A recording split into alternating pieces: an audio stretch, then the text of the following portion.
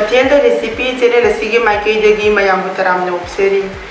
Ayang nang asi semjagadori be recipe asidi Hawaijar Chutney ni. Recipe ase akoina hawai thongba nga thongba kangsoi thongba any mathel amaga loina chabada yamna hawba mathel amani.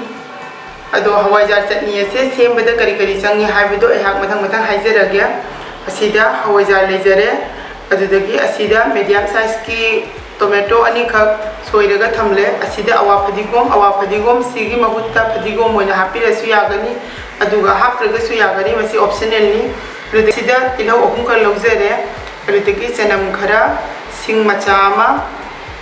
adudagi moro atekpa ahum khak soiraga thamle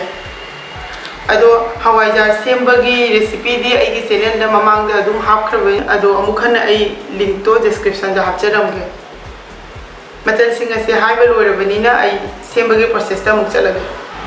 hauzik ahan beda aina gas ta khang ma thangatle khang se sare thau hapirani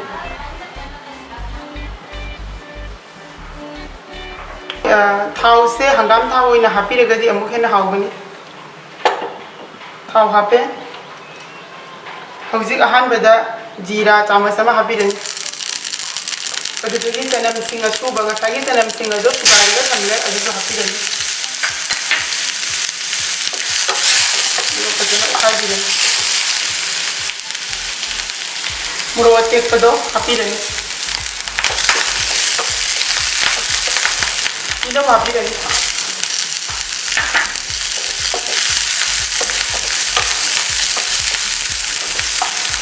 hauzik dilau se khara mulle aduna hamena chimbi hapsin dirani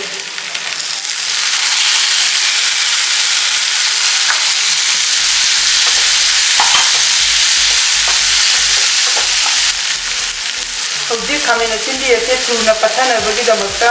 thum hapirani thumde tamasama hapirani uga bhajana ukhaidirani hauzik mai ase low flame da thamlaga hamena simbi se pathana bagi damakta makhum kursin birani hauzik hamena simbi se phajana pathare na masala sing hapirani hauzik moro asuba tamasama hapirani morok se atek mamari hapkibarina asuba se tamasama dang hape yang tamas tanghaima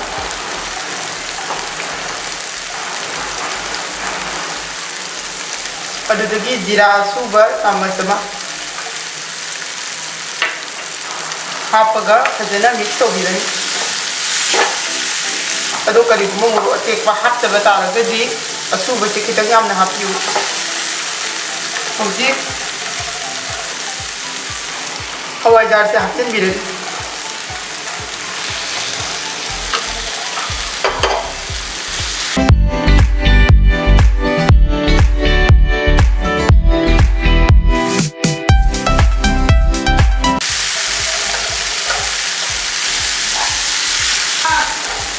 medium flame da thamlaga hauzik makhum kitchen biduna minute 5 muk thamgani hauzik minute 5 muk phare makhum se hangdokpirani makhum se hangdokpiraga phajana amtong ukhaibirani hauzik asida awa padigom do hapirani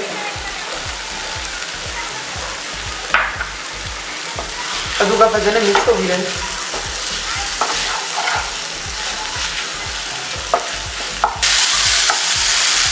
maite muthatirani mayam ayi ngasigi Hawaijar chutney ase semba loijare hauzik plate amada hapchan birani mayam ayi ngasigi Hawaijar chutney gi recipe ase semba loijare recipe ase mayam su yum da try tobiu aduga kamai toge haibado ayi comment box ta haibirau video ase matang asida loisinjarage mayam video ase yenglaba matungda like tobiramu share tobiu aduga channel asibu su subscribe tobiduna aigi channel asibu support tobiu